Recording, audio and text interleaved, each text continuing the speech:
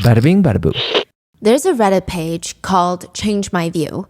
You go on there and you state an opinion that you firmly believe in, and you ask the world, hey, come and change my view on this. People will start commenting. They're going to try to convince you why your perspective is not the best. Sometimes it leads to healthy discussions. Other times it leads to insults where your mom is going to be called into the equation. A few interesting things to note is most people, I would say, on this forum do not change their minds. They do not change their view. Apparently, there's even a few ways that you can tell if someone might be more or less open-minded to change their minds. So why do they post in change my views? Like they just want an argument? They just want to be validated? Why are they doing that? I think they want to be validated. I think they want people to say, oh, you don't need to change your view. Yes, I do think like a strong group of people want to see the other side, but I think most of the arguments, you already know the other side, but you've just picked a side. Got it. So it's a passionate forum that you can browse on Reddit. There's a few things that you can tell if someone is going to change their mind or not. So for example, when the original poster uses the word we instead of I when discussing an opinion, which is obviously very separate from gender expression, but when they say things like, well, we believe, well, we must not, we should believe, and this rather than, well, I thought, I believe, my perception of things. So referring to them as we plus a larger group of people, again, separate from gender expression, they're less likely to change their minds. Because they almost feel responsible for that whole large group's opinion. They feel like the representative of that group. Right. And if they waver and change their minds, what does that mean for the rest of the group? Yeah. There's also stubborn language that you can detect. This is also in real life. If you are talking to someone and they use words like, well, anybody, anyone, I'm certain, certainly, or there's nothing, don't even engage. They're not going to change their minds. On this forum, there's a lot of debates on politics, the economy, whether or not Epstein actually died in prison. I mean, pretty much anything that you can think of is on this Reddit forum, including debates on the show To Catch a Predator. Have you seen the show before? Yeah, I feel like we talked about it briefly. Yes. So this show was around for a few years back in the early 2000s. And the fact that it's still relevant in pop culture is fascinating. But it was a show where a host, Chris Hansen, he would have all of these adult decoys. They're adults, but they pose as not adults on the internet. They pose as 13-year-olds. They start messaging strangers. They start messaging 50-year-old men on the internet. They say, hey, come meet me at this house. This safe house is then wired up for audio and video. Everything is recorded. They step into the house. They sit down in the kitchen thinking that they're going to engage in illegal activities, but instead, Chris Hansen pops out and is like, hi, I'd like to ask you a few questions. That is crazy. Then when they walk out the front door, the police come in, they're waiting outside, they arrest the people. Yeah. I mean, wow. Dozens of threads have popped up over the years on Reddit, and it's a debate on whether that show is morally corrupt or not. So one would read, change my view. To Catch a Predator is a morally corrupt show. Many of these people's arguments include, let me be clear, I don't think that the people on the show should go unpunished. I think that they should. But also, the show just teaches predators to be more cautious with their crimes, which would put actual victims at risk, not the decoys. Many activists have questioned whether or not the show creates a harmful narrative because most predators in real life are not strangers you meet on the internet. They're going to be people that the children trust. They also argue that the show is almost baiting the predators to commit a crime. I mean, they're lying, misdirecting, coercing the predators into falling for this trap. Another small point of contention being that the family members of the predators, which obviously this would happen even if the predator is just charged in the court system, but now they get blasted on TV. Everybody knows what happened. The family members who likely did nothing wrong, they become these massive victims themselves. But other netizens argue, change my view. To Catch a Predator is not morally wrong. There should be more shows like it. The main argument being, the people on the show turn up to that house with the intention of R-wording a child. All the show does is show them arrive, give an interview, and then being arrested. If those three events happened, why can't they be broadcasted? We can video record anyone on the public street. Why can't we do this with any other crime? Others with the same viewpoint argue the decoys used on the show were advertising themselves as minors on hookup chat rooms and classified ads. The men who were charged during the stings deserve exactly what they got. They know what they were going into. They also argue that public humiliation and the reputation that follows them after the show airs should be expected. It's also safer for communities because it's so easy to find out, oh my God, isn't that the guy from To Catch a Predator?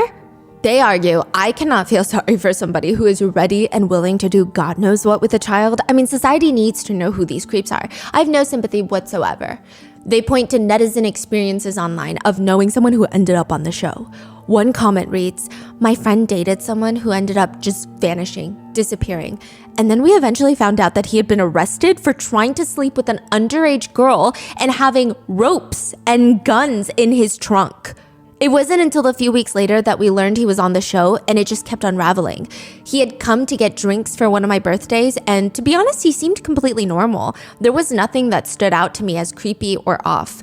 And my friend was a wreck afterwards, though. She's a smart girl too, and she didn't expect anything like that. I feel so bad for her. She was blindsided. But others point to other netizen stories that read, I was roommates with a person on the show for a bit. His name was Dave. Basically, he went to California visiting a friend, and the friend tells him, hey, I gotta make a detour to drop in on this girl that I've been chatting with online. He never mentions her age. And also, it's not like he could say no. Dave is already in the friend's car and the friend is driving. So immediately they get to the house. He regrets his decision when out comes Chris Hansen, and they only interview the friend. Since Dave just got to California, he has no idea who this person is. He never messaged the decoy, but it really sucked though, because the episodes are still available online. They don't blur his face. And actually, the whole episode that he's in has his face on the thumbnail. What? Yeah. Wow. There are debates about whether the show is technically entrapment. Now, side note, entrapment typically involves law enforcement coercing you to commit a crime. But I guess in this case, since NBC is working with law enforcement, it could count. That's a huge point of contention. As well as, what if one of these people are innocent in some way? They argue that public humiliation is handed out before a trial. And theoretically, if NBC makes more money by catching predators on camera, would they be incentivized to make one seem like a predator even if they're not? Because they've invested time and resources and now they need an ROI, a return on investment. So these seem to be the main points of contentions that show up. But aside from morality, there are other issues with the show, like the fact that the interviews that are conducted on the show are not probably admissible in court because the predators are not read their rights. Debates aside, the show To Catch a Predator ends after 3 years. The show ends for multiple reasons, one being someone dies on camera, a prosecutor. Someone who goes after criminals like the predators. His name is Bill Conrad. He's the next one to be caught on To Catch a Predator. He's actually quite good at his job as a prosecutor, but also he's messaging 13-year-old boys or who he thinks are 13-year-old boys on the side after work. You're kidding me. Yes, asking insane questions about body parts. What? They try to lure him to a safe house to arrest him, but Bill, the prosecutor, ends up flaking on them.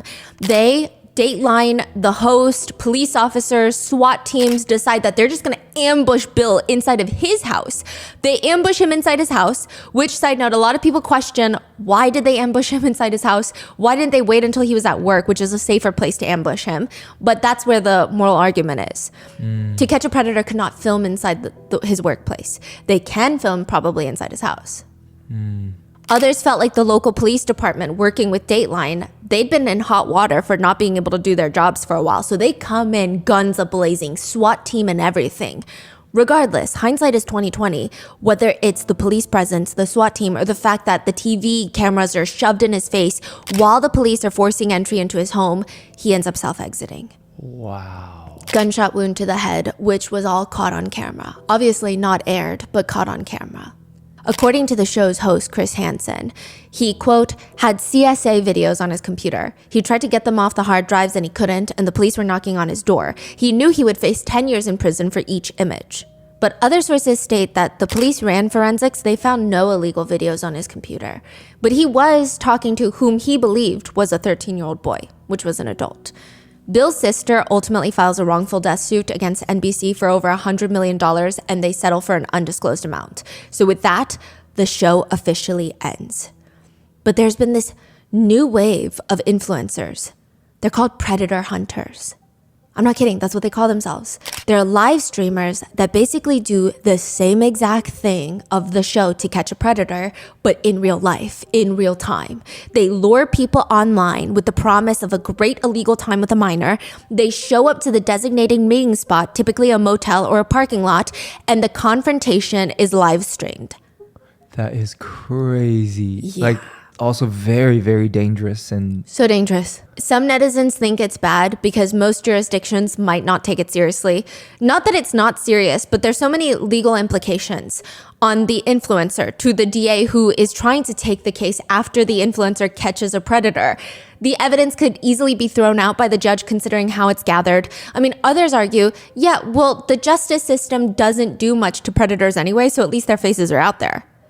Many netizens believe it to be peak vigilante justice, which is kind of what starts unraveling in Wadsworth, Ohio. A 50-year-old man calls the police to report his car stolen. In fact, he says it was carjacked, that he was just driving in a parking lot one day when this man comes up to him and is like, hey, I need a ride to the hospital. I'm not feeling well. And then all of a sudden, he just opens the driver's seat door, slams him out of it, gets into the driver's side, and steals his car, jacks his car. The police ask him, what parking lot were you in? They run the security cameras. That doesn't make sense because your car was not jacked by a random stranger. Your car was jacked by somebody that was in the passenger seat. So explain that. You were with the person that jacked your car. How do you say that you don't know who this person is if they're already in your car? He changes his whole story. He says, you know what? I was actually very embarrassed. I'm a 50-year-old man and I work at the local church. I met this guy on Grindr. We were going to get freaky in my car. But then he snaps out of nowhere and just forces me out of the car and steals my car. I felt very embarrassed to tell you guys the truth, but that is what happened. The police are able to find CCTV footage that likely places a 17-year-old boy at the scene of the carjacking. This man is 50. This boy is 17. They bring him in. 17-year-old Gavin, his name is Gavin Ramsey. He looks very nervous when he comes into the interrogation room. The officer questioning him later reports, I observed that one of Gavin's hands was bleeding and that he had marks on both of his hands. He clenched his fingers to make a fist. He was flexing his forearms and neck muscles. I could see his pulse on his neck. He seems nervous and agitated. He's sitting there with his mom. And there's two police officers, one male officer that's sitting next to him and one female officer that's sitting across from him that's asking all the questions. And his mom is encouraging him to come clean about everything. If I always told you kids, what happens in the dark comes out in the light. That's the way it works. You mess up, you get caught. You make bad choices, you're going to pay for it. So if there's something else, let's get it all out on the table so that we know what we're dealing with. The officer looks at him. Have you ever used an app called Grindr? No. How do you feel about gay people? I'm not gay. Oh, that's okay. But they don't bother you? No, nobody bothers me. Later, Gavin asks his mom to leave the room so he can speak comfortably with the female detective alone. And he explains, The carjack thing, it was me. I'm going to be honest about it, but the way that he explained it, that guy, that's not right. That Grindr thing, yeah, I have been on it. And this guy was like the first time that this happened. And I told him, like, I was 17 and everything. And I wasn't planning on doing anything with him. It's not my style. I was just, like, he's a 40-year-old man trying to get with a 17-year-old. So I was just going to rob him. Like, it's still messed up, but against what he's doing, I don't really think it is. he's saying that he went on Grindr, met a middle-aged man, told him his real age, 17 years old. The middle-aged man doesn't care. He still wants to meet up. So to teach him a lesson, he decides, I'm going to meet up with him and rob the guy. I'm going to carjack him. He argues it's technically not the worst plan because what kind of middle-aged 50-year-old something man even willingly meets up with a 17-year-old to do intimate things with to begin with? If anyone deserves to be robbed, it's going to be him, right? I mean, I guess I could kind of see the point, right? Gavin explains that he got into the passenger seat of the old man's car. They park. The old man asks if he wants to move the party to the back seat. They both open the car doors. The old man gets out the driver's side, but instead of getting out the passenger side, Gavin slams the door shut, locks the doors, leaving the old man locked out of his own car, jumps into the driver's seat, and just starts driving around the parking lot. At first, he just wanted to mess with him. So he would drive, the old man would run up to the driver's side window, and then he'd be like, "F you," and then keep driving some more, and then the old man would run up to the driver's side window again and again, and eventually, the old man runs off to call the cops. Gavin describes that he drove the car to a nearby parking lot and abandoned it. He just went home and blocked the guy on Grindr. That's it. Really? He wasn't stealing the car. He just wanted to teach him a lesson. The officer asks him, You told him your age? Yeah, I told him I was 17. Are you gay? No, that's not it. Like, I didn't have any plans to do anything. It was just for him being that crappy of a person to try and get with a child, basically. At what point in time did you tell him how old you were? Over text is when I told him, and that's why I decided I was going to do that. Is it text on your app? Yeah. Okay. And you can't pull that back up. No, that's deleted. I think I blocked the guy too, so that, like, deletes him completely, like, out of, I can't search him up or anything. Why were you on that app? Really, just for that reason, to find guys that are that low of people, I guess. That want to get with kids? Like, it's karma, really. Like, if you're going to do that, then I'm going to rob you. You told him you were 17? What was his response to that? He was, like, okay, and he was down to meet, so that's when I decided I was just going to take his money and leave. Did he touch you at all? No. Did he ask you for any pictures? He did, but I didn't send him any. You didn't send him any, but he asked you for, what did he ask you pictures of? My body and, Did he ask you for pictures of your penis? yeah. the officer says, okay, well, I'm sure your mom's standing out there freaking out. Yeah, she probably thinks I'm confessing to murder. She's been in here so long. He laughs. Okay, well, how do you want to tell your mom? Do you want me to tell her? Do you want to tell her? I mean, she's going to have to know. So when Gavin's mom comes back into the room, the police fill her on and everything, and she's just scolding her son. Like, why are you even on an app like this? And Gavin's just shrugging. I don't know, Mom. I don't know why I do anything that I do. That sounds all vigilante crazy to me. That's what that sounds like. The officer is staring at Gavin and his mom, just analyzing them throughout this entire bizarre interaction of, I mean, I'm sure they typically don't get cases like this. And she explains, I'm sure you guys already know about all the going-ons in the neighborhood, about the elderly woman that was found murdered. You know, there are speculations that her corpse was used for necrophilic acts, but, you know, she was stuffed into the closet. Gavin's mom responds, oh my God, that was horrifying. They actually live 5 houses down from this 98-year-old woman that was recently murdered. So now they're just chit-chatting about local crime. Oh my God, that was horrifying. That was horrifying. It is horrifying. The 98-year-old was murdered and essayed. Her corpse was essayed and stuffed into her own closet 5 houses down from Gavin and his mom. wow. So now they're just chit-chatting. And the police ask, you notice any strange vehicles or anything? No, but the day it all unfolded, we didn't even know what was going on. And we have 2 dogs. I have a very small one, and she was in the kitchen with me. And she just kept looking at the back door and growling, and she never does that. I got like goosebumps. And so I just thought that's so unlike her. And I kept looking out, and the neighbor girl has they built a tree house on the ground. I kept thinking, God, what if somebody's in there? It just freaked me out because it's all wooden down there and it's all woods. But that was the only thing that was off. Yeah, it was that. Did you know the 98-year-old woman at all? No, other than just to see her out, like on a porch. That actually makes me want to cry. Like, how do you get to be 98 years old? Nobody lives to be 98. It's so rare. And someone else thought that that was okay. Like, how does that, I don't know. Like, why does your life been like that? Gavin is fidgeting with a tissue while his mom goes on and on about the 98-year-old woman. And the crazy thing is, I have stranger danger issues now. Unfortunately for Gavin's mother, it's not stranger danger that she should be worried about. Because whoever did this to Margaret is a lot closer than she thinks. And he might have something to do with the 98-year-old woman's murder, but also the local carjackings.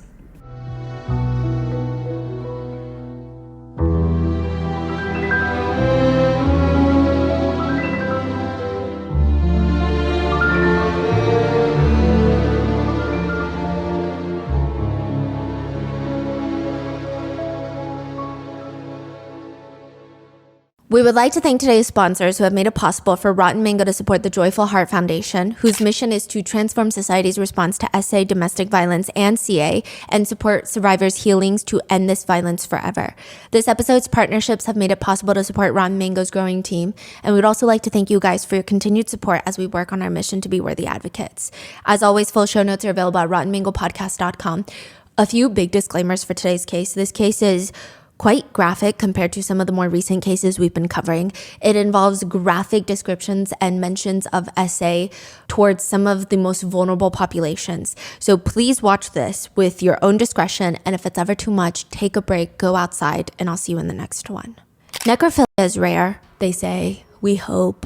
It's hard to say exactly how rare necrophilia is because most people who have necrophilic tendencies do not come forward with them. But perhaps it's common enough that some experts have created 10 different classifications of necrophiles. Class 1 necrophiles that do not seek corpses, but they're just aroused by the fantasy of having intimate relations with one. They might engage in consensual adult activities where one partner pretends to be dead. Class 2, they will only commit necrophilia because of an emotional attachment. For example, in 2013, a wife was found sleeping next to her husband's decaying corpse for a year after he passed because she just can't let go of him. Then the classifications progressively get more severe from there, with class 9 being homicidal necrophiles, individuals who commit murder to obtain a corpse for sexual purposes. Then you have class 10, individuals who are only attracted to corpses and will continuously kill to obtain corpses and cannot perform sexually without a corpse. One self-identifying necrophiliac goes onto Reddit to try and explain why they're a necrophiliac. And they write, "The reason why I'm interested in dead bodies is because of their passivity, and maybe vulnerability. For some reason, the way they stay there alone makes me think that they're really lonely and I should take care of them. And they can't reject me or mock me. It's like a blank canvas and you can project all your feelings onto them." To which someone asked, "Why would you not be able to just use an intimate doll then? Because they don't have feelings, they can't reject you. If a real human is too much for you, then why not a doll?" With a corpse, the part of fascination comes from the concept of death itself. Someone had a life and now it's ended, and this physical shell is the only proof of that. And I want to use the physical shell. Another netizen asks, fresh corpse or old corpse? Fresh one, though signs of death are appreciated. I also had fantasies about killing, specifically to get the corpse, but I'm not proud of those fantasies. Now, according to one small study, the most common occupations for necrophiles are hospital orderlies, morgue attendants, funeral home assistants, and cemetery employees. Now, to be clear, that does not mean that most or even a big group of those workers are necrophiliacs. They're just people doing a job. But the small population of necrophiliacs, obviously, they're going to gravitate towards these jobs. Still very uncommon. But in Wadsworth, Ohio, when a 17-year-old boy, like a junior in high school, applies to work at the local funeral home around the same time that a 98-year-old woman, Margaret Douglas, is found stuffed into her closet, partially nude, with suspicions that necrophilic acts had taken place after her death, after her murder, you really have to wonder, are these connected? You are 3 times more likely to become a billionaire than get murdered at 98 years old. It's just not something that typically happens. But then why is 98-year-old Margaret missing? Before they find her murdered, she's considered missing. Police have to explore the idea that she wandered somewhere in a confused state, and if so, is she in danger? There's this massive manhunt for 98-year-old Margaret Douglas. That's what the Wadsworth police have to figure it out, and fast, because people in the community are starting to get antsy. They went through and checked all the neighbors' backyards, the sheds, nothing. Detectives start going door to door, and every single family on the street, neighbors of 98-year-old Margaret, are now potential suspects. The first door swings open. It's a couple, the Scotts. We knew Margaret, but we weren't really close with her. She's definitely with it, but every time we spoke with her, she would tell us that she was a different age. But she was strong enough to take her own trash out, and she would grab her mail and paper. Did you see any strange cars parked outside? No, we didn't. Sorry. The next neighbor, Eric. I mean, the last few days, I did think it was strange. Her porch light would normally be on, but it's been off the past few days, which I thought was weird. But I didn't see anything else. The next neighbor. I did see something. Well, I'm not sure. Maybe it's nothing. What is it? Well, sometimes I saw the Spectrum trucks in the area, but that's it. Okay, well, thanks for your time.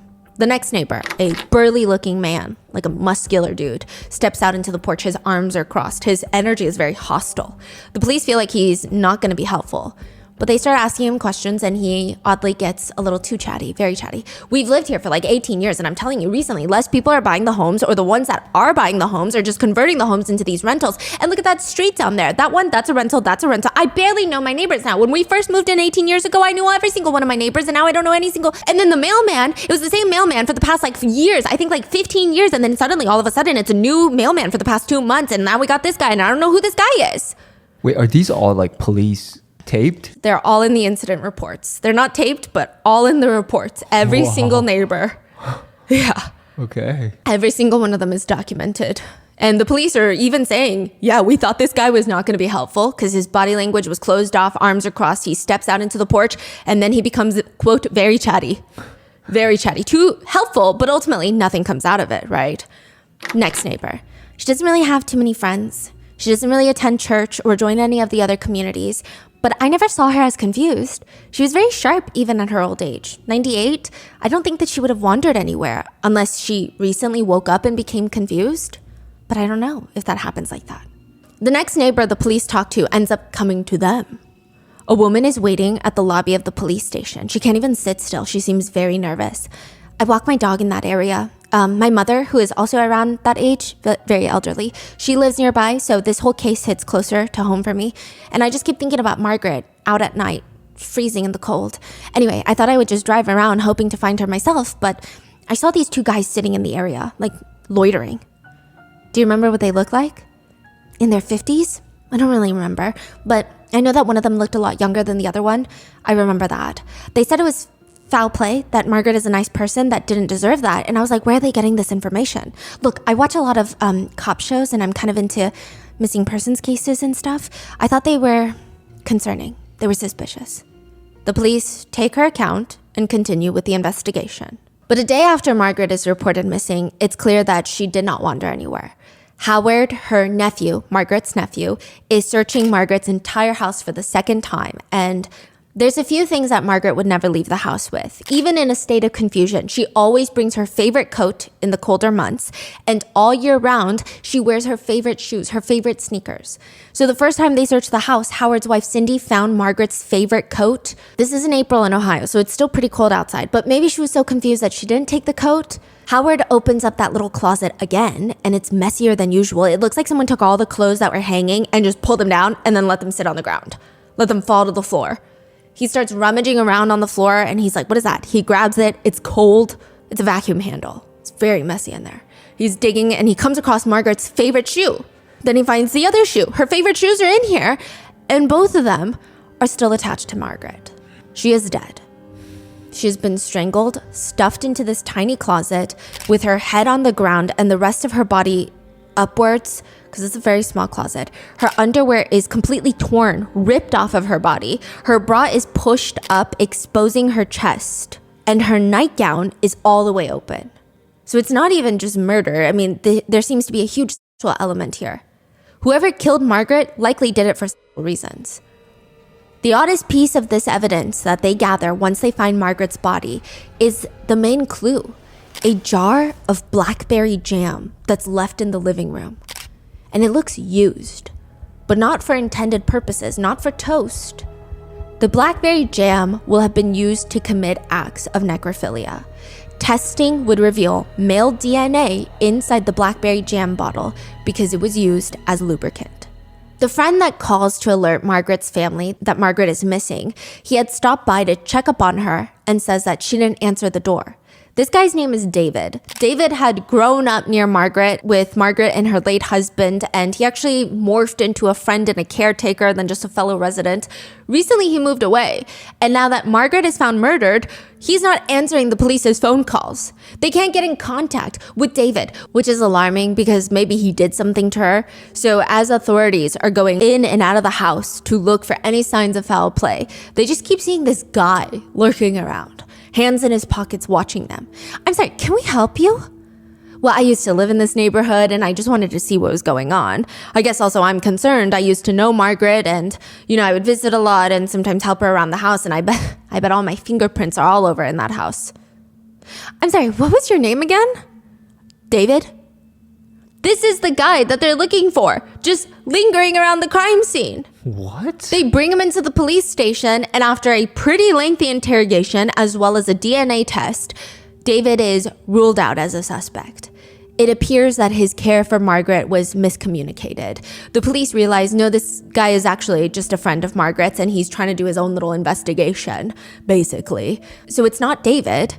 Then what's the other motive? I mean, what motive does anybody have to kill a 98-year-old woman? Perhaps a will. She doesn't have kids, but maybe she has relatives that would financially benefit from her death. Primarily a nephew, Howard, the one that found her body, and his wife, Cindy, are pretty close to her. Howard and Cindy. But when authorities look into it, nobody has power of attorney over Margaret. She doesn't have a will. Financially speaking, nobody was going to benefit from her death. Cindy, Margaret's niece, tells investigators, Margaret bothered no one. That's why it's just so horrible. The detective is calmly watching her as she breaks down. I'm sorry. It's emotional because she wouldn't even harm a flea. Then they talk to Howard, the nephew, and he talks about finding Margaret's body, and he said it didn't register at first. The shoe he was looking for was attached to Margaret. He didn't even connect the dots. He says, I couldn't pick up the shoe, and I'm thinking, what's holding the shoe? So I took and I grabbed another piece of clothing, and I threw it back. I've never seen this before in my life. I touched it. It was cold. It felt clammy. It felt like styrofoam to me. So I moved it. And then I moved another piece of clothing. And that's when I felt a part of her leg. And it felt like the same thing. Styrofoam, cold, clammy. And I'm thinking, why does she have styrofoam in here? What is this? Then it hit me. That's basically when we left the house in a hurry. I've never seen... I'm sure you guys deal with it all the time, but I've never... to me, it didn't look like flesh or skin. It's pretty obvious when you hear Howard and Cindy talk about Margaret that they would never hurt Margaret. Obviously, they are still ruled out by DNA, but there is an interesting clue left in the 911 call when Howard reports Margaret missing. He calls 911. Yes, this is Howard Leisure. My aunt lives on Portage Street. Okay. And a friend of ours stopped over there yesterday to check on her, and she was nowhere to be found. We didn't know if you'd found anybody wandering. No, we don't have any reports of anybody wandering. We can't find her in the house anywhere. He went in the house and looked through the whole house, couldn't find her. We don't know where she's at. She's 98 years old. Did she live there by herself? She lives there by herself, yes. What's her name? Margaret Douglas, and she never locks her house.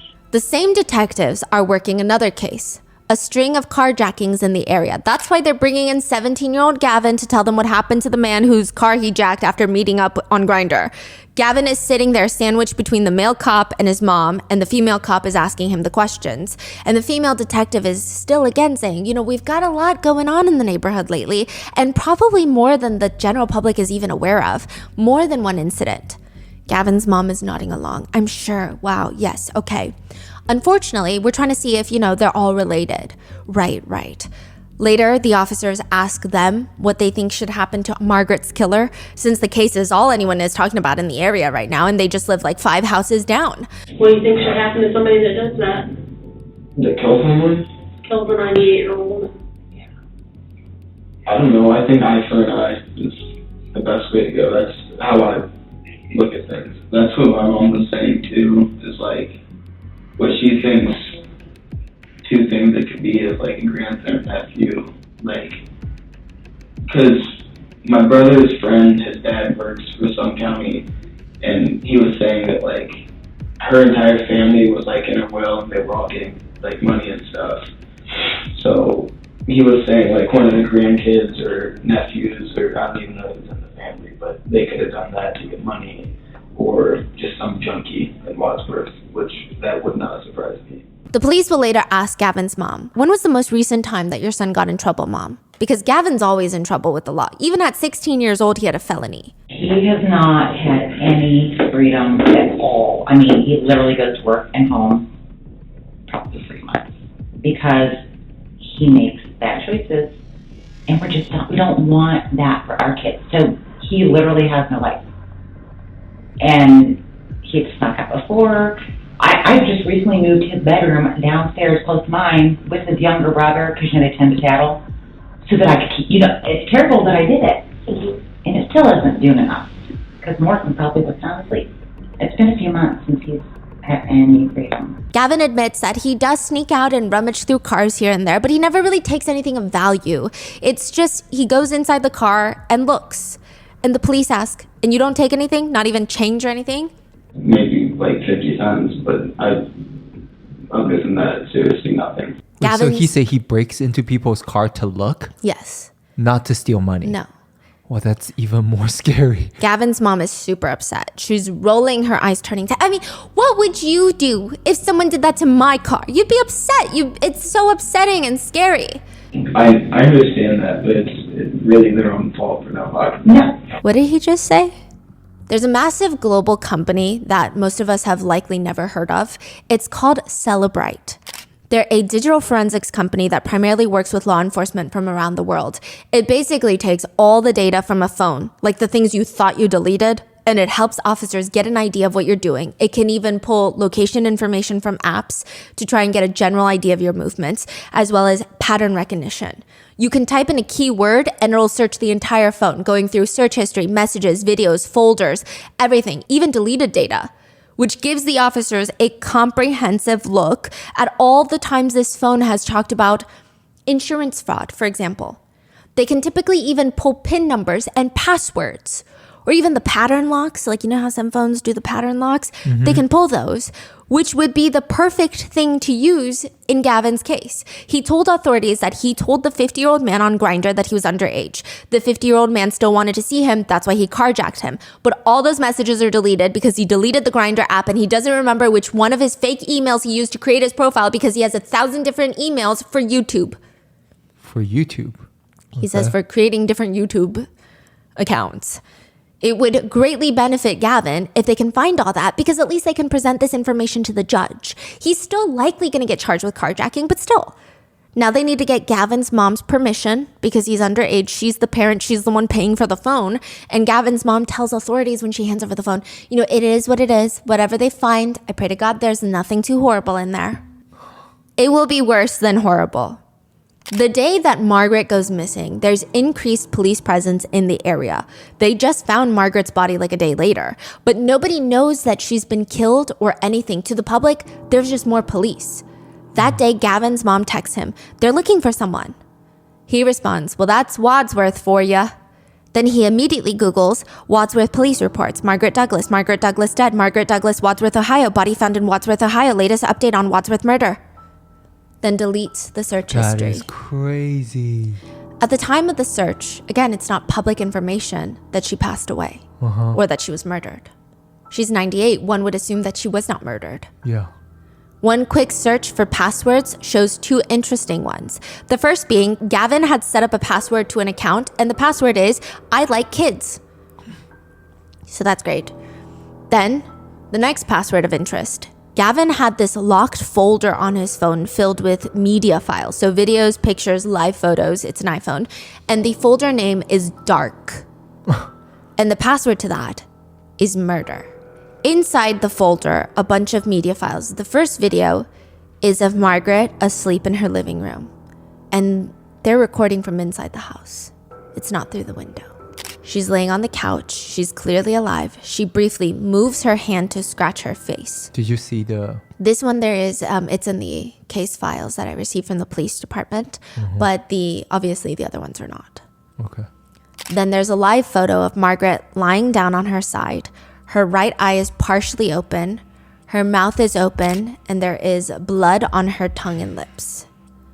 She is not moving in the second long live photo. On her neck, there's a gloved hand holding onto her throat. She is dead. Then another live photo. this time of Margaret laying on her back. She has been posed in a sexual manner, and the description reads, in the picture, Margaret's nightgown is open and her bra is pushed up to her neck. The back of a clear plastic gloved left hand is seen pushing against the left side of her breast. Her mouth is open and shows fresh injuries to her face. So someone is touching her chest and posing her sexually. The next photo appears to focus on her right breast. Then the next video is about 16 seconds long, and it shows Gavin using Margaret's deceased hand with purple blackberry jam on there to pleasure his private parts. So he's taking Margaret's hand, covering it in jelly, and then using it on his private area. And near the end of the 16-second video, he inserts a digit into Margaret's body parts. A finger. Then another photo, this time Margaret's position so that the focus of the photo is on her lower private parts. Then another, a plastic gloved hand is holding onto her bottom. After killing Margaret, Gavin stayed in her house from 2:09 a.m. to 4:10 a.m. to perform these necrophilic acts. He does not fully essay her corpse, but this would still be considered necrophilia. In most of the files in the folder, Margaret is either nude or partially nude, and you can see the gloves that Gavin is wearing that night. There is no video of him actually killing Margaret because it's likely he had to use both hands to strangle her. Medical evidence indicates that it would have taken her several minutes to die.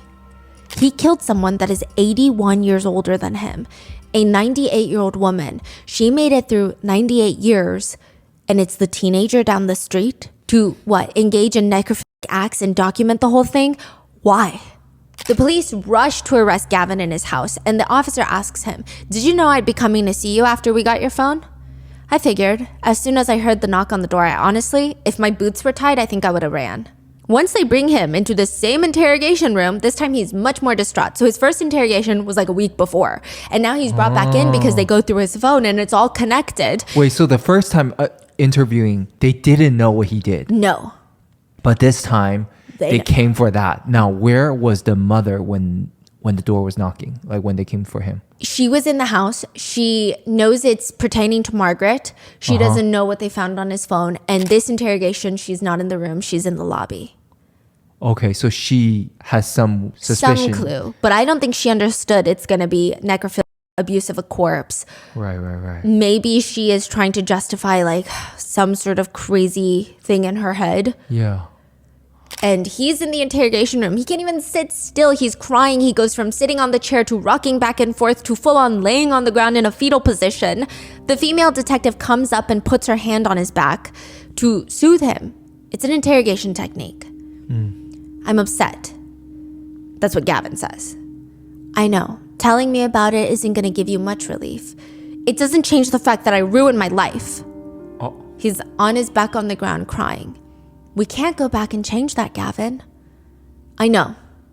At this point, we just have to figure out what's going on with you, okay?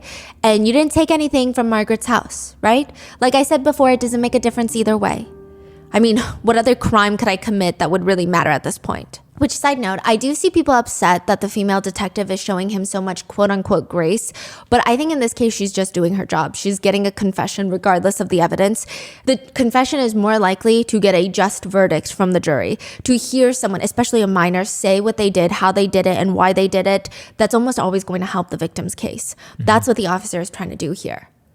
During the interrogation, the audio is quite difficult to hear, and it's not particularly insightful. The only time Gavin gets emotional is, again, when he realizes what kind of trouble he's going to be in. He tells authorities that he's never been inside Margaret's house except when he went to kill her. He thought he was going out that night to go through some unlocked cars, but instead, he saw Margaret sleeping through her home window. He tries her back door, it was unlocked. He says if it was locked, he wouldn't have gone in. He walks in, records her sleeping, but as he was getting closer, he tripped on the chair and she woke up screaming. He claims he didn't know what to do, but he saw Margaret reach for her phone, so he strangled her. And she knows him. She knows that's the kid 5 houses down. He killed her. And then he proceeded to stay for the next few hours committing acts of necrophilia. You see how none of that adds up? He says it's a crime of passion, but suddenly an opportunity to engage in some of the most depraved acts on the planet. They ask, have you talked to Margaret before? I mean, I think we discussed this a couple of times, but Just this one time when I was 13 or 14, I was going to shovel driveways and stuff, when I was actually doing something good with my life. So when she died, was she on the couch or on the floor? Floor. Were you on top of her then? Kind of. Like straddling her? Yeah. And did you use one hand or both? Both. And did you squeeze it or push her against the floor or both? Both. And you said you don't remember if she was bleeding at that point? The only reason I can think of bleeding is when I put my hand over her mouth. So when you were holding her hand over her mouth, you might have pushed too hard and maybe made her nose bleed. Yeah. Were you in her house for a little while before you woke her up? Like I came up into the porch and I didn't even know what I was going to do. And I looked in the window and everything. I don't know. I just felt like going into the house. It was like the biggest adrenaline rush I could get, I guess. So then I tried the doorknob and that just happened to be unlocked. He talks about after killing Margaret, he shoved Margaret's body into the closet all by himself and, quote, he's stronger than he looks. So earlier you said that he applied to work at A funeral home. a funeral home. Was he working there already or he applied? He applied, but they did not hire him. When did he apply? Before this killing or Yes. after? Before. Before. Okay, that says a lot, right? A little while before. The police asked him, that night you were at Margaret's, have you drank or smoked anything, done any drugs that night? No, that I was actually sober that night. Which is another reason why I smoke and drink, because I can't handle myself when I'm sober. I can't comprehend. I don't even know how the word goes. My thoughts when I'm sober are dark. When I'm high, they're like good thoughts. Have you ever thought about harming anyone before or taking someone's life before? Not like planning it out, but like, oh, I'm so mad I could kill someone right now, like that kind of thing. But you never imagined yourself actually doing it. No, I could never envision myself.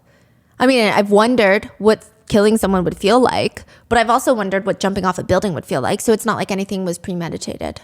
Gavin explains that he has thoughts of self-exiting, but he never could do it because it was too evil for his family. His mom would not be able to handle it. Gavin would even text his best friend, Braden, about these thoughts and feelings about life. The text would read, I've been doing some light research, and I'm not saying that I have this or whatever, but this is an actual disorder, pretty much caused by wires in your brain being wired the wrong way, if that makes sense. Hopefully it's not like that, but I guess I don't really care if it is or not. I believe every person is made the way they are for a reason. Whether they're as pure as God or as evil as the devil, it's who they're supposed to be. I think it's like that, so that there's a balance between good and bad in the world. But what did he say? How is his brain wired? Did he say He that? never describes, but he thinks he's pure evil. Oh.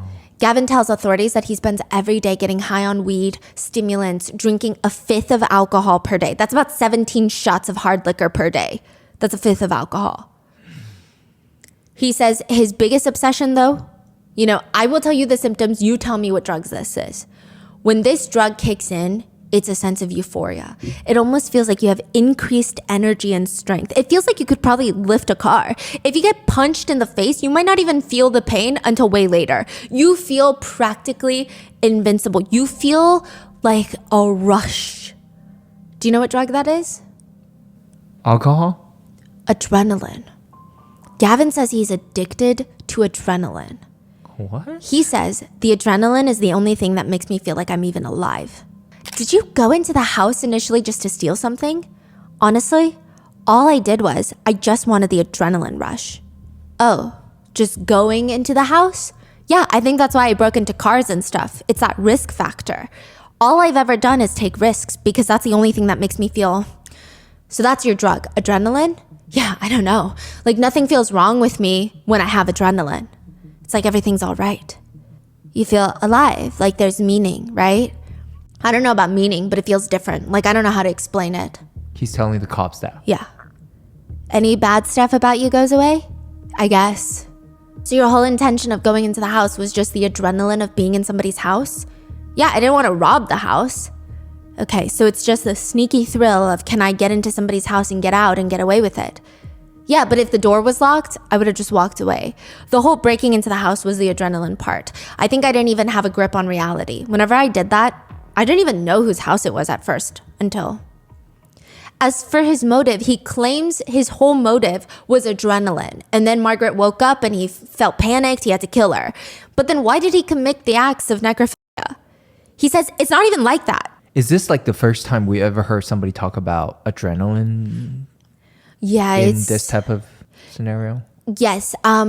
In this scenario, yes. Typically, you will hear adrenaline in serial killers.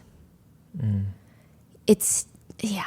They're kind of addicted to that too. Yes. I mean, I think that a lot of people are addicted to adrenaline, and that's why you have people who are heavily invested in skydiving all the time, or they're chasing certain thrills. It's just varying degrees of addiction.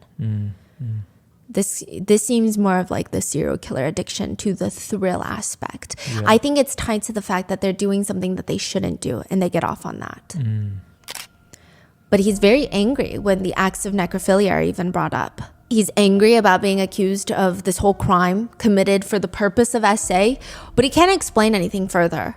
Like, he can't explain why it makes him so angry or anything else.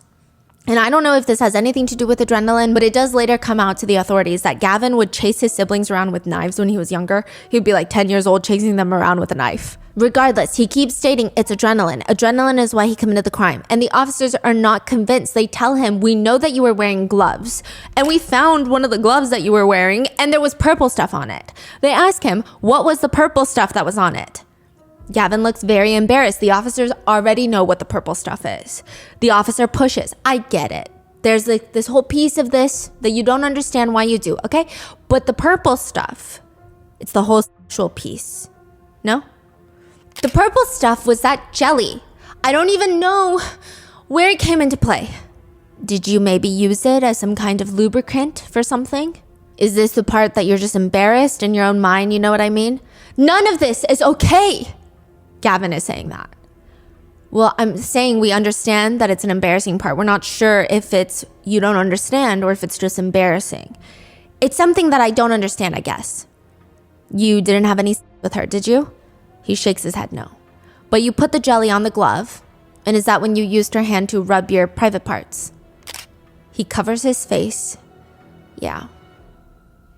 Was it at the same time that you were taking some of those pictures? Yeah. Like what is this? That's when the shock set in? Yeah, it's like, what am I doing? There's a couple of videos of you peeking over the edge of the couch and videotaping her. When was all of that done? That was the same night. Why did I lie about anything? That was stupid. Throughout the interrogation, he claims multiple times that he never took Margaret's red wallet that's missing. It is later found in his drawer, shoved next to a bottle of Hollister cologne that he stole from another Grindr carjacking. It appears he took Margaret's wallet and those photos and videos of her as some sort of trophy. The police talked to Gavin's friends, and they talked to Maddie. This is a fake name. This is Gavin's on and off girlfriend, and she's sitting there confused, and she's explaining this whole situation where she was sitting with a girlfriend of hers. Let's call her Rachel. And Rachel is telling her what Gavin said about her. Rachel is like, hey, your boyfriend said this about you. And she's like, who even says that? Rachel is explaining, remember that night we went to the movies? Well, while we were at the movies, Gavin, I don't recall if you went to the restroom or you went to go grab popcorn, but Gavin was talking about how he wouldn't even care if someone came in and held a gun up to your head. He said, quote, if someone came in here and pointed a gun at Maddie's head right now, I wouldn't do anything. I would not do anything. I would just watch. Maddie and Rachel are like, what does that even mean? What is going on with this guy? I mean, nobody's expecting a 17-year-old to suddenly become a Navy SEAL, but also you're not going to do anything. Why are you even telling someone this? Yeah.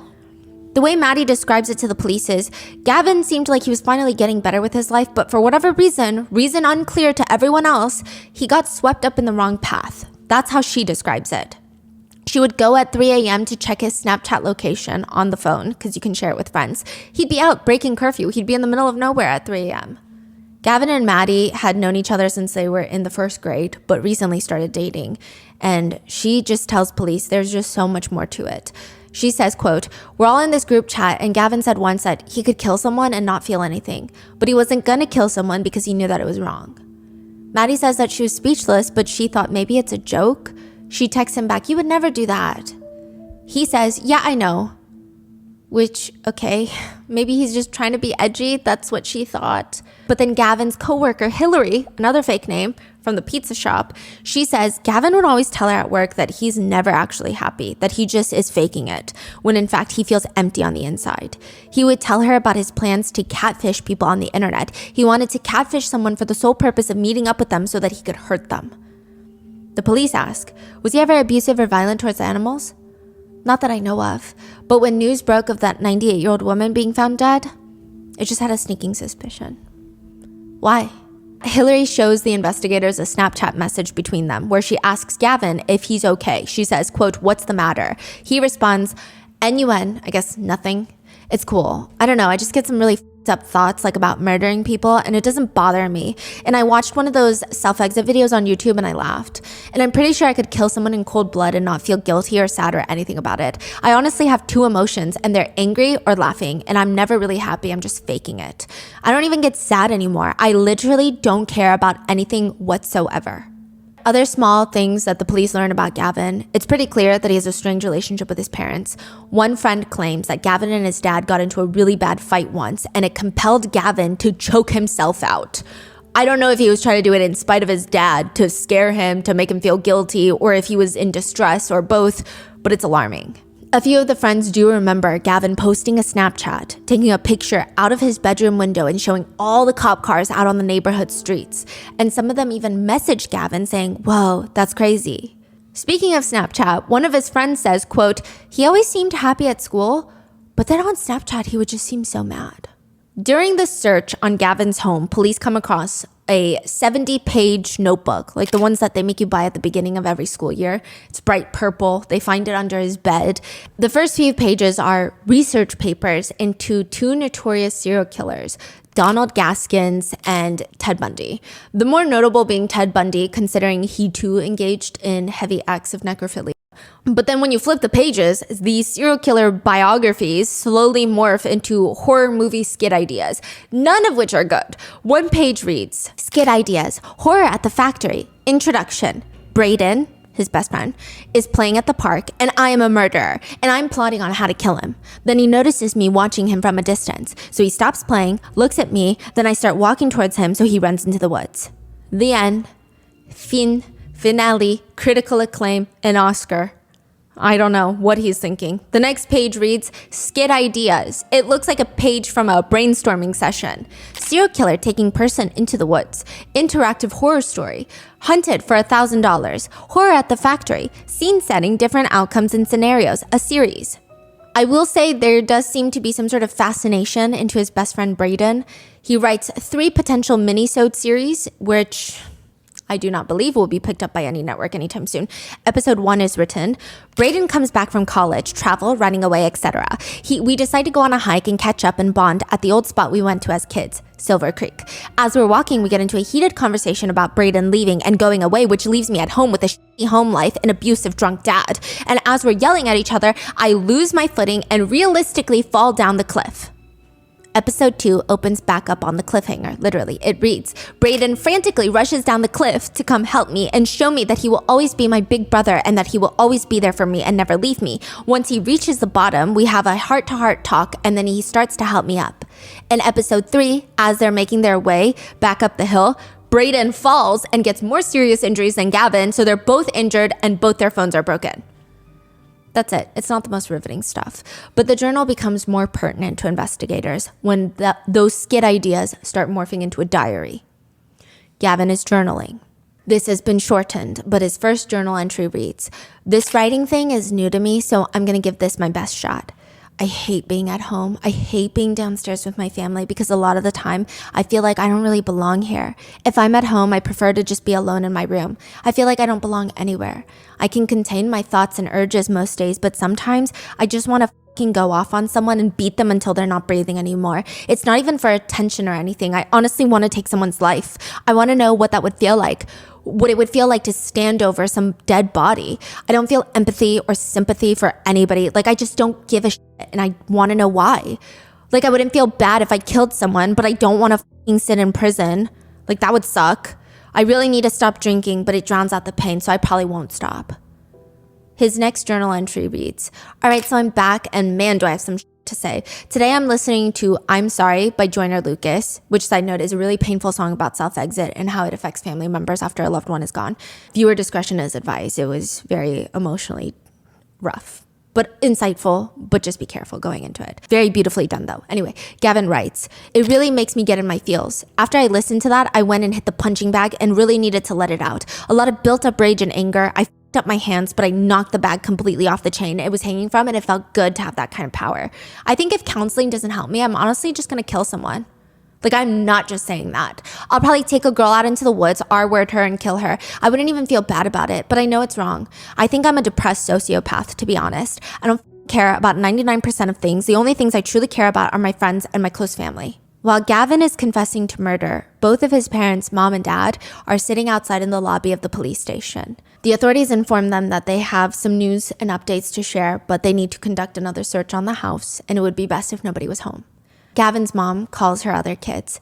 Hey, honey, listen, this is going to be a weird request, but I need you to take your brothers and take them out of the house right now. Why?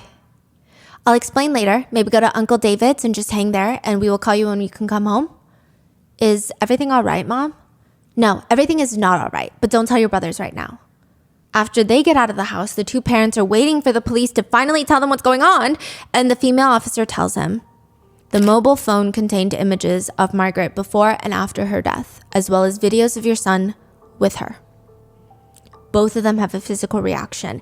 It's not an extreme reaction, at least not visibly, but they seem shaken. Gavin's mom is the first to talk.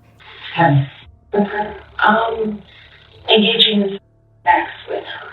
Was she still alive when he was doing that? I don't believe. Oh my God. Both of them cover their mouths with their hands, and honestly, Gavin's dad seems to be hit the hardest. He's grabbing the wall, he looks lost, he doesn't even know what to do with himself, where his mom keeps going.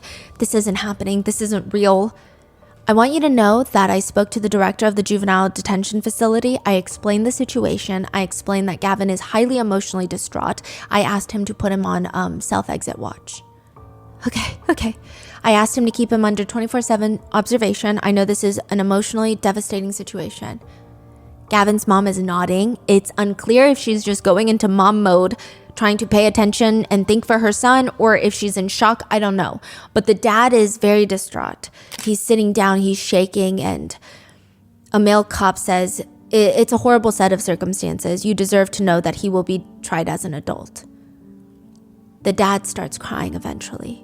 At 98 years old, just living out her days. And here's my son. My son. And I'm mother all these people out here. And it's my son. Eventually, the interaction ends with the mom asking the officer, Does Gavin understand he's going to prison probably for the rest of his life? Everyone who knows Margaret says, she's not what you think when you envision a 98-year-old woman. She was strong. She was fierce. She was born in 1919. This took place in 2018. She was a few months away from turning 99. She lived through the Second World War, the moon landing. I mean, she just seemed so excited to live out the rest of her days. She would tell her family she just wants to hit 100, because why not, you know? And we don't know too much about Margaret, but in almost every picture of her that I've seen, regardless of her age, there's always a dog. There's always a dog nearby. And she's a big gardener. She lived in that house, tended to it for the past 50 years. Someone who once knew Margaret says, when I was a little girl, this woman would actually babysit me. Now I'm in my 80s thinking about her. The crafts and games that she would play with me, and on my 5th birthday, my family and I moved away and I never saw her again. Just finding out about her death, I feel like it's too late to help, but she's with God now. I love her and I miss her forever. According to everyone that knew Margaret, she was just very independent. She handled her own finances. Her husband had passed. She didn't want to move. She wanted to live in this house that she had created this whole life with him forever, and that was her dream. And then she gets murdered by a 17-year-old kid. Back in the interrogation room, the officer confronts Gavin with the belief that she believes if he had not been caught, Gavin would have gone on to kill more people. Because even after Gavin kills Margaret, he says he didn't really feel different. He said, I didn't really feel like anything had changed or had happened. I really didn't feel anything. I just continued to break into cars and drink and smoke dope. Wow. The officer says, unfortunately, I think you would have hurt more people. Was that in your plan? I mean, it wasn't in my plan, but I could see that happening. Many netizens believe that he was ramping up to be a serial killer. So remember how I said in his little journal he had those serial killer reports. Yeah. Also, to call it reports or research is kind of goofy. He makes it sound like he's sitting there doing some sort of focus work because he was telling his friends, almost bragging about it, that he's researching serial killers. I'm not entirely sure what compelled me to go down this route, but after listening to hours and hours of his raw interrogation footage, the idea of him writing these snippets of these serial killers, it just didn't really make sense as to who I was hearing in the interrogation footage, as to who was writing in the journals. It was just copied and pasted from a crime magazine. Yeah. Oh, he's copying a crime magazine's words onto his own journal. Yes. Pretending that this is his own thoughts. Yes. So I don't think that he had a particular fascination in serial killers. I think that he had a fascination in wanting to be perceived as one or to be perceived as dark. Oh, like all the okay. So it doesn't seem like he's sitting there studying Ted Bundy, his MO, how he was caught, why he did those things. So it's very interesting because a lot of people, some people feel sympathy for the way that he keeps telling his friends he wants to understand what's going on in his mind. And then you would it would be safe to conclude that if he's researching serial killers, maybe he's trying to understand their minds to see how it connects to his mind. But that's not the case. I think he just is a bad person. But he's saying these things not because he truly wants to understand himself, but I personally think he just wants to be perceived a certain way. Because he's not really researching other minds that he feels are similar to his. He's not researching serial killers and their thought process. He's practically copy and pasting their Wikipedia pages down. It's hard to say that he's trying to understand himself through that. Gavin Ramsey is indicted and charged with 1 count of aggravated murder, 2 counts of murder, 3 counts of felony murder, 1 count aggravated burglary, 1 count kidnapping, and 1 count of abuse of a corpse. Gavin did see a counselor a few years prior to the murder, but I don't think that he told anybody about his necrophilic tendencies. The counselor does go on to prescribe him, at one point, 100 milligrams of Zoloft per day. Zoloft is an antidepressant. 100 milligrams is a pretty high dosage. Now, I was inclined to assume that the counselor knew nothing, but according to his medical files, it's noted that January 2018, just 3 months before the murder, Gavin's pediatrician noted that Gavin was displaying psychological difficulties and having intrusive thoughts of violence. His mom states, if I could change one thing, I would never have agreed to put my son on Zoloft. So his whole defense during the trial is the Zoloft defense. That Zoloft made him more aggressive, more violent, which there are some studies that show that it does happen. That's their whole defense. The mom even says, you cannot believe that my decision to let him take Zoloft was not part of the cause of this. She claims that from January to March that he was on Zoloft, she noticed him getting increasingly irritable, hostile, even saying, quote, bizarre things. And prior to that, he was just the sweetest boy, I guess. Which, like I said, there are studies done to show how Zoloft can impact people, especially teenagers, that it does increase aggression. There's symptoms of, agitation, restlessness, anger, irritability. And she tells the judge, before this, Gavin was loyal to a fault. He's compassionate. And this thing that we're sitting here discussing is not who my son is. I don't care how much you want to pluck out evil fast, that's not my son. Side note, there is another odd moment with Gavin and his mom during the interrogation where he hasn't confessed to murder yet. I'm just giving you the dynamic of mother and son. He has not confessed to the murder of Margaret. He's only confessed to the carjacking. He's rocking back and forth, ranting and pointing at his mom, and he's saying, I'm costing them thousands of dollars, because he's always getting in legal trouble. Constant heartbreak. I honestly probably never made either of them proud. I don't do anything fucking good ever. And his mom just whips to him. And instead of being like, no, son, you do make me proud, she just goes, stop cussing. Stop cussing. Okay. She does not deny it, just tells him to stop. It's a weird interaction. And now she's up on the stand saying he's compassionate. He's loyal to a fault. In addition to the Zoloft defense, if you will, his attorneys bring up his past. There are records that Gavin was allegedly a victim of a sexual offense back in 2009. So that means he would have been 9 years old. We don't know exactly what happened, but we can kind of imagine and presume based off of what he told authorities that he had been with a man before, but it was, quote, involuntary. I couldn't find the case files anywhere, probably because he was 9 at the time. Some netizens think it is a fair argument considering that trauma could have shaped his brain differently when he's 9 years old and sent him down this path. But be that as it may, other netizens say, what does Margaret have to do with that? A lot of people have been victimized, but they don't go out and do what he did. They don't go out and commit necrophilia. Also, who targets a 98-year-old woman? That feels completely unrelated to his alleged trauma.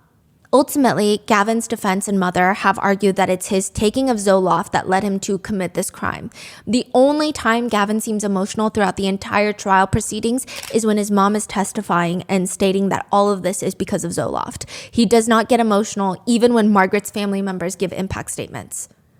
Meanwhile, the prosecutor's main focus is not just the killing of Margaret, but what he did to Margaret's body afterwards. The police chief says this murder was the most horrific crime that he had ever seen in his 30 years of working as a cop. He says Gavin just has evil in him to do something like that. That's the only way I can explain it. Another officer says he degraded her body, videotaping and taking pictures. He's actually been in there with her for a while. He stayed for 2 hours.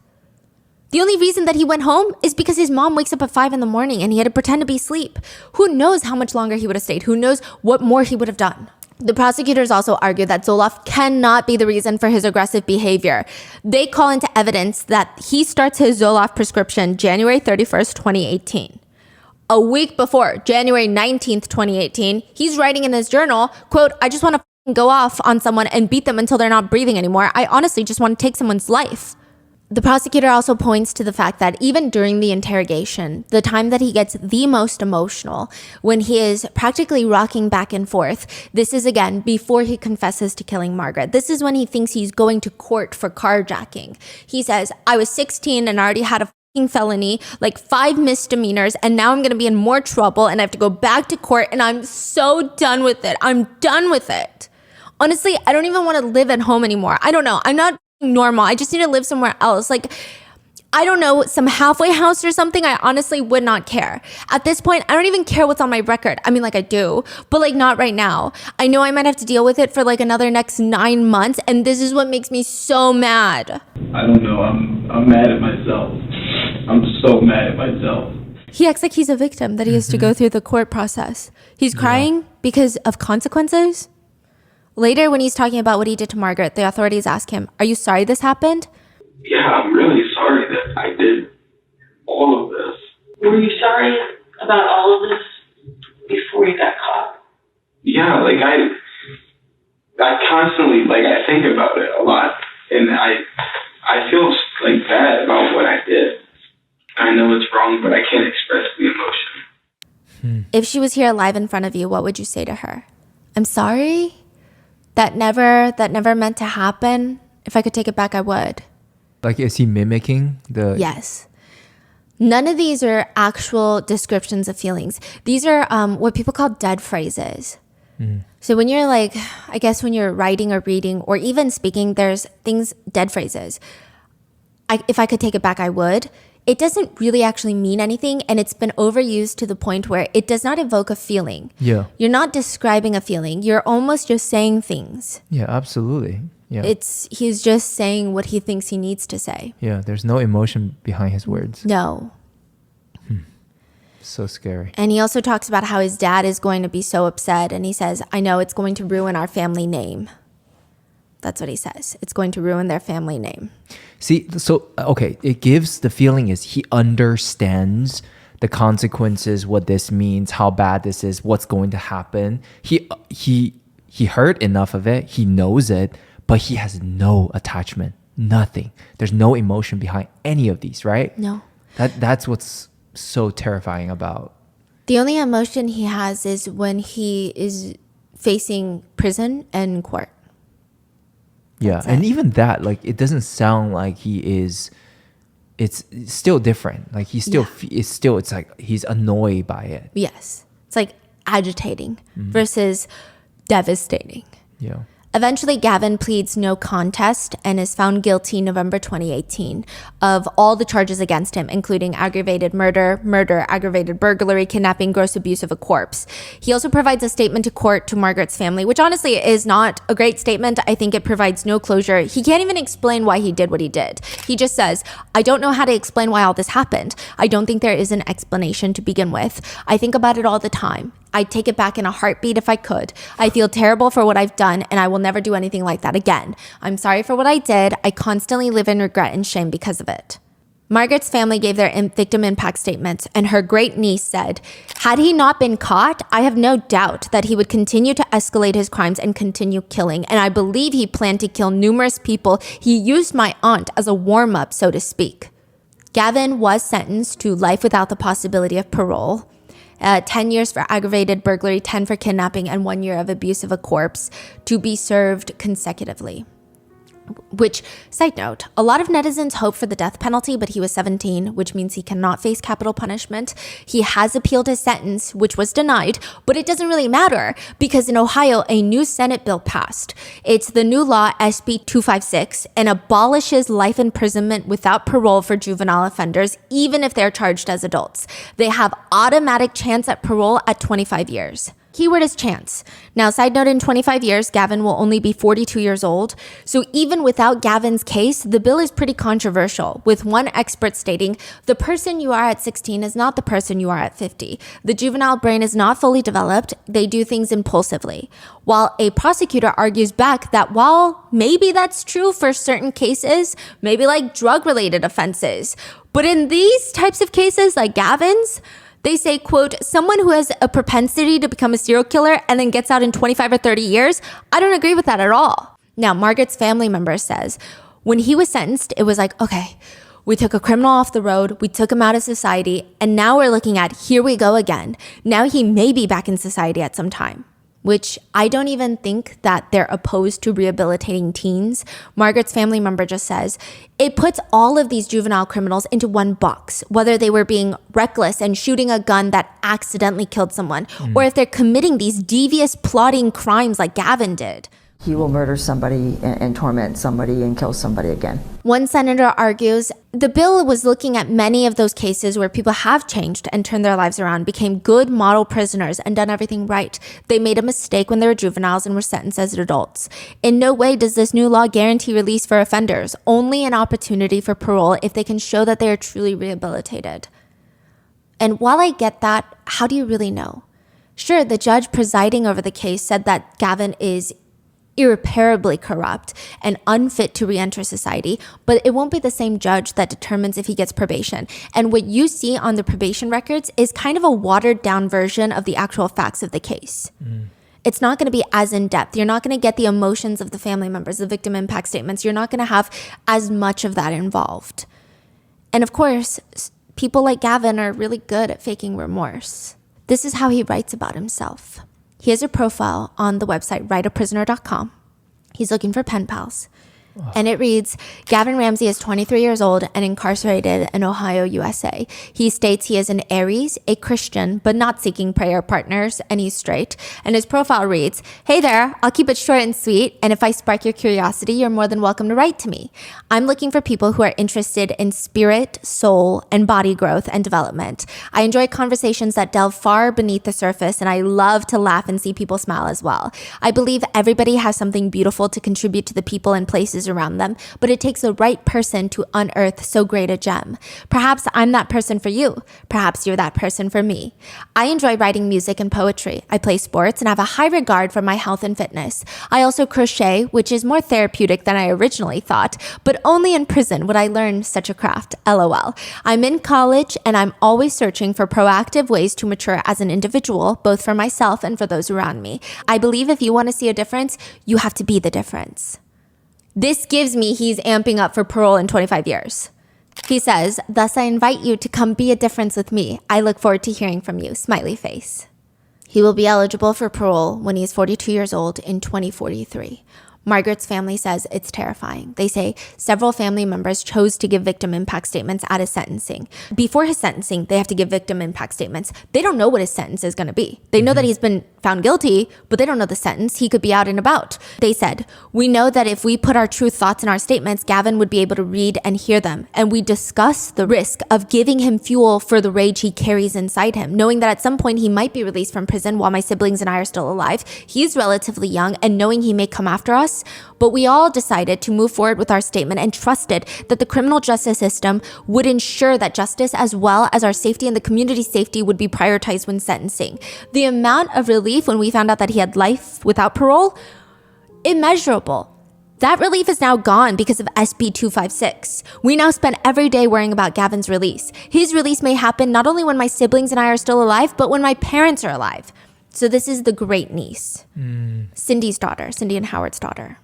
Wow. I still have nights when I need to check closets and under the bed out of paranoia. I still have nights where I wake up suddenly and have to put my gun next to me on the bed in order to feel safe. If he wasn't concerned about getting home prior to his parents waking, how much longer would he have stayed with Margaret? What else would he have done? I mean, I think I can feel that, like, because his crime is so senseless, so unreasonable. Like, this is truly a mind of a serial killer. So you feel so terrified because there's no closure. You can't predict how this person is going to act. Because I think we as humans all run on a system of calculating other people's risk tolerance. It's, I don't believe this person will kill me because then they will forfeit this. They have this risk of what happens to them. But it truly seems he does not care for that. He actually likes the thrill of taking risks. Mm-hmm.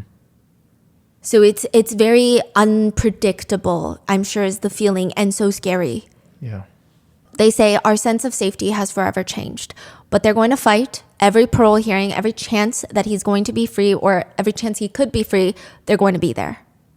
Many netizens have also said it's scary because in court, he's very polite to the judge. He presents as a very well put together young man. And the top comments read, was he this polite when he was murdering a defenseless elderly lady?